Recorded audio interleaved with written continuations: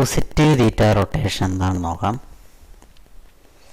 അപ്പോൾ പോസിറ്റീവ് തീറ്റ റൊട്ടേഷൻ കൊണ്ട് നമ്മൾ ഉദ്ദേശിക്കുന്നതാണ് നമ്മളൊരു R3 ഒരു ടാൻജൻ്റ് പ്ലെയിന് ഇതാണ് SP. R3 ഒരു ടാൻജൻ്റ് പ്ലെയിനാണ് ഇവിടെ കാണിച്ചിരിക്കുന്നത്. P എന്ന് പറയുന്ന ഈ പോയിൻ്റാണ്. അപ്പോൾ ആ P എന്ന് പറയുന്ന പോയിന്റിൽ ഒരു ടാൻജൻ്റ് വെക്റ്റർ ഉണ്ട് V. ഇതാണ് ആ ടാൻജൻ്റ് വെക്റ്റർ V. അപ്പോൾ നമുക്കൊരു ഓറിയൻറ്റേഷൻ ഉണ്ട്. നമ്മുടെ ഈ സർഫസിന് ഒരു ഓറിയൻറ്റേഷൻ ഉണ്ട്. N ഉപയോഗിച്ചിട്ടാണ് ആ ഓറിയൻറ്റേഷൻ ഡിഫൈൻ ചെയ്തത്. ഒരു സ്മൂത്ത് ആയിട്ടുള്ള ഒരു ഓറിയൻറ്റേഷനാണ്. അപ്പോൾ ഓറിയൻറ്റേഷൻ ഇങ്ങനെ വരും. ഈ ടാൻജൻ്റ് പ്ലെയിന് പെർപെൻഡിക്കുലർ ആയിട്ട് വരും N of P. അപ്പോൾ ഇവിടെ V, ഇത് N of P. ഇതിന് രണ്ടിനും പെർപെൻഡിക്കുലർ, അതായത് V എന്ന് പറയുന്ന ഈ ടാൻജൻ്റ് വെക്റ്ററിനും N of Pക്കും പെർപെൻഡിക്കുലർ ആയിട്ടായിരിക്കും വേറൊരു വെക്റ്റർ ഉണ്ടാവും, അതായത് N of P cross V. N of P cross V എന്നുള്ളത് ഇതിന് രണ്ടിനും പെർപെൻഡിക്കുലർ ആയിട്ടുള്ള വെക്റ്റർ ആയിരിക്കും.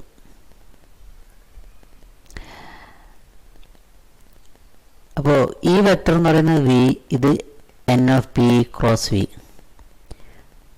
നമ്മുടെ തീറ്റ ഡിഗ്രി ഈ വെക്റ്റർ തീർച്ചയായും നമ്മൾ ഈ ഒരു ടാൻജൻ്റ് പ്ലെയിനിൽ തന്നെയുള്ള ഒരു വെക്റ്റർ ആയിരിക്കും. ഇത് Vക്ക് പെർപെൻഡിക്കുലർ ആയിട്ട് ടാൻജൻ്റ് പ്ലെയിനിൽ തന്നെയുള്ള ഒരു വെക്റ്റർ ആയിരിക്കും N of P cross V എന്ന് പറയുന്നത്. നമ്മളൊരു തീറ്റ എടുക്കും, ഒരു റിയൽ നമ്പർ എടുക്കുന്നു. ഈ വിയിൽ നിന്ന് തീറ്റ ആംഗിള് നമ്മളൊന്ന് റൊട്ടേറ്റ് ചെയ്ത് കഴിഞ്ഞാൽ നമുക്ക് കിട്ടുന്ന വെക്റ്ററാണ് R θ. ഈ വിയെ നമ്മളൊന്ന് റൊട്ടേറ്റ് ചെയ്യുന്നു തീറ്റ ആംഗിളിൽ, ആൻറ്റി ക്ലോക്ക് വൈസിൽ റൊട്ടേറ്റ് ചെയ്യുമ്പം കിട്ടുന്ന ഒരു വെക്റ്ററാണ് R θ, അല്ലെങ്കിൽ R θ ഓഫ് V എന്ന് പറയുന്നത്. അപ്പോൾ ഇത് വിയും ഇത് N of P ക്രോസ് വിയും ആണെങ്കിൽ ഈ R θ V എന്നുള്ളത് cos θ V plus sine θ N of P cross V ആയിരിക്കും. cos θ V plus sine θ N of P cross V ആയിരിക്കും. ഈ വെക്റ്ററിനെയാണ് നമ്മൾ പറയുന്നത് പോസിറ്റീവ് തീറ്റ റൊട്ടേഷൻ. അപ്പോൾ ഈ R θ എന്ന് പറയുന്നത് ഒരു ട്രാൻസ്ഫോർമേഷനാണ്. ഈ ട്രാൻസ്ഫോർമേഷൻ SP എന്ന് SP-ലേക്കുള്ളത്, അതായത് SP-യിലുള്ളൊരു വെക്റ്റർ V എന്ന് പറയുന്ന വെക്റ്ററിനെ ആ Vയെ തീറ്റ ആംഗിൾ റൊട്ടേറ്റ് ചെയ്താൽ SP തന്നെയുള്ള വെക്റ്ററാണ് കിട്ടുക. ആ വെക്റ്ററിലേക്ക് മാപ്പ് ചെയ്യുന്നൊരു ട്രാൻസ്ഫോർമേഷനെയാണ് നമ്മൾ R θ എന്ന് പറയുന്നത്. അത് പോസിറ്റീവ് തീറ്റ റൊട്ടേഷൻ എന്ന് പറയുന്നത്. അപ്പോൾ ഇത് SP തന്നെയുള്ളൊരു വെക്റ്റർ ആയിരിക്കും. അതാണ് ഈ ഡെഫിനിഷൻ.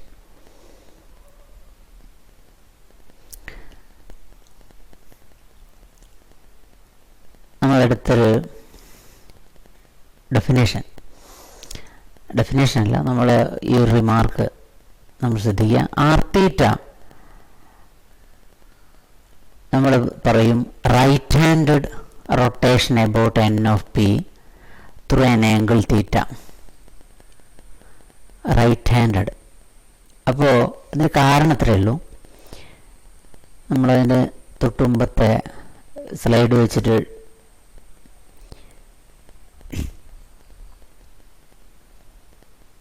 നമ്മൾ വിയെ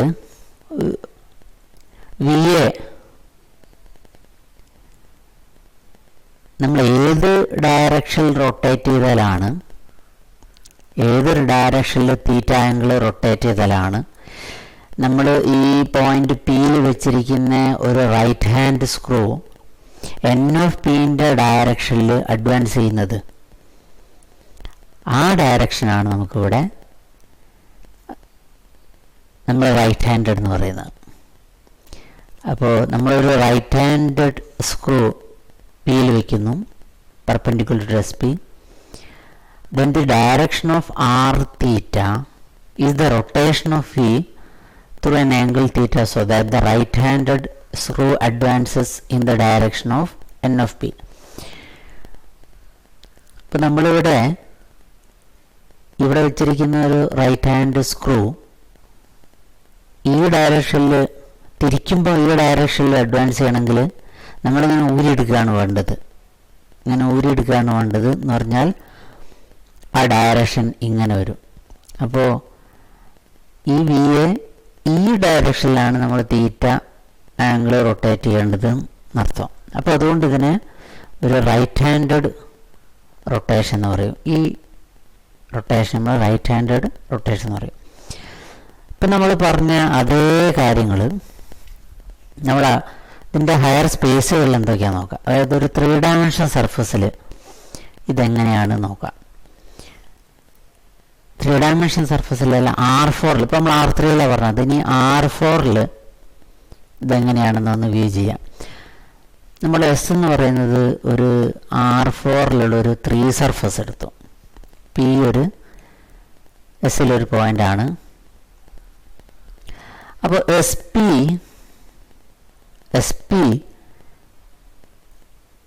3 ഡയമെൻഷൻ സ്പേസ് ആയിരിക്കും.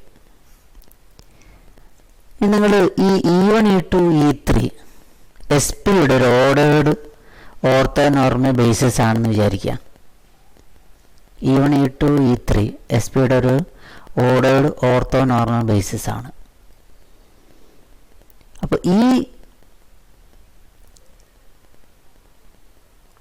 നമ്മുടെ ഈ ഓർഡേർഡ് ഓർത്തോനോർമൽ ബേസിസ് എസ് പിയുടെ അത് റൈറ്റ് ഹാൻഡഡ് എന്ന് പറയുന്ന എപ്പോൾ, അതായത് ഇവിടെ നമ്മളൊരു വെക്റ്റർ റൈറ്റ് ഹാൻഡഡ് എന്ന് പറഞ്ഞ് അത് സെൻസിലാണ്, ശരിക്കും ഒരു വെക്റ്റർ അല്ല. നമ്മൾ വിയും N of P cross V കൊടുത്തിട്ടുണ്ട്, 2 വെക്റ്റർ അവിടെ വരുന്നുണ്ട്. അതേപോലെ ഇത് റൈറ്റ് ഹാൻഡഡ് എന്ന് പറയുന്നത് 3 വെക്റ്റർ വരും. ഇവിടെ നേരത്തെ വിയും N of P cross V ഉണ്ടായിരുന്നു, ഇവിടെ 3 ഇൻഡിപെൻഡൻറ്റ് വെക്റ്റേഴ്സ് വരും. നേരത്തെ 2 ഇൻഡിപെൻഡൻറ്റ് വെക്റ്റേഴ്സേ ഉള്ളൂ. അപ്പോൾ നമ്മളൊരു ഓർത്തോനോർമലായിട്ടുള്ള 3 independent vectors T1 E2 E3 ഇത് റൈറ്റ് ഹാൻഡഡ് എന്ന് പറയുന്നത് എപ്പോൾ നമ്മൾ ഈ ഡിറ്റർമിനൻ്റ് എടുക്കുന്നു. E1 E2 E3 E1 എന്ന് പറയുന്ന ഒരു 4 ഡയമെൻഷൻ വെക്റ്ററാണ്. E2 E3 ഇതൊക്കെ 4 ഡയമെൻഷൻ വെക്റ്ററാണ്. എൻ ഓഫ് പിയും 4 ഡയമെൻഷൻ വെക്റ്ററാണ്. അപ്പോൾ ഇതൊരു 4x4 മെട്രിക്സ് ആയി വരുന്നത്. അതിൻ്റെ ഡിറ്റർമിനൻ്റ് പോസിറ്റീവ് ആകുമ്പോഴാണ് നമ്മൾ ഈ ബേസിസ് ഒരു എന്താ പറയുന്നത് നമ്മൾ റൈറ്റ് ഹാൻഡഡ് എന്ന് പറയുന്നത്. ഈ basis set to be right handed, ആ ബേസിസ് റൈറ്റ് ഹാൻഡഡ് എന്ന് പറയുന്നത് ഇത് പോസിറ്റീവ് ആകുമ്പോഴാണ്. അല്ലെങ്കിൽ അതർവൈസ് നമ്മൾ എന്താ പറയും, ലെഫ്റ്റ് ഹാൻഡഡാന്ന് പറയും നെഗറ്റീവ് ആണെങ്കിൽ. നമുക്കറിയാം നേരത്തെ പറഞ്ഞ പോലെ E1 E2 E3 എസ് പിയുടെ ബേസിസ് ആണ്, അതുമായി ലീനിയർലി ഇൻഡിപെൻഡൻ്റ് വെക്ടറാണ് എൻ ഓഫ് പി. അപ്പോൾ ഇത് R4ൻ്റെ ഒരു ബേസിസ് ഫോം ചെയ്യും. തീർച്ചയായും ഇതൊരിക്കലും 0 ആവില്ല. അപ്പോൾ 2 സാധ്യതകളേ ഉള്ളൂ നമുക്ക്. നമ്മുടെ സാധ്യതകൾ എന്ന് പറയുന്നത് E1 E2 E3 ഈ ഡിറ്റർമിനൻ്റ് പോസിറ്റീവ് ആവുകയല്ല നെഗറ്റീവ് ആവുക, കാരണം ഒരിക്കലും 0 ആവില്ല. ഇനി നമ്മൾ ഇതിൻ്റെ അഡ്വാൻസ്ഡ് വേർഷൻ ഹയർ വേർഷൻ നോക്കാം നമുക്ക് എന്താണ്. അപ്പോൾ ഹയർ വേർഷൻ എന്ന് പറയുമ്പോൾ Rn+1 സർഫസ് എടുക്കുന്നു. n surface in Rn+1. P എന്ന് പറയുന്നത് എസ് പിയിലൊരു വെക്ടറാണ്.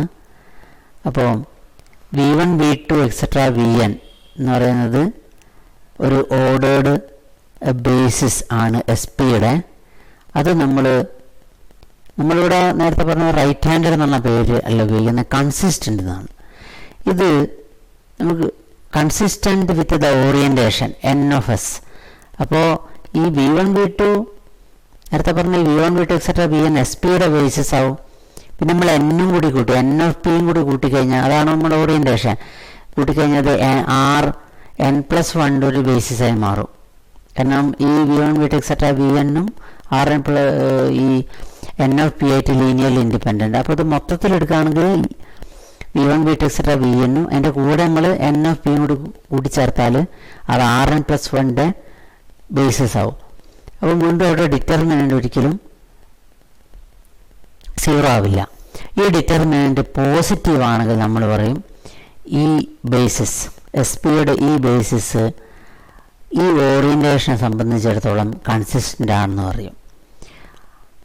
അപ്പോൾ അത് നെഗറ്റീവ് അല്ലെങ്കിൽ, അല്ലാത്ത പക്ഷം നമ്മൾ ഇത് ഇൻകൺസിസ്റ്റൻ്റ് ആണെന്നും പറയും. ഇത്രയാണ് ഈ ഓറിയൻറ്റേഷനുമായി ബന്ധപ്പെട്ടുള്ളത്.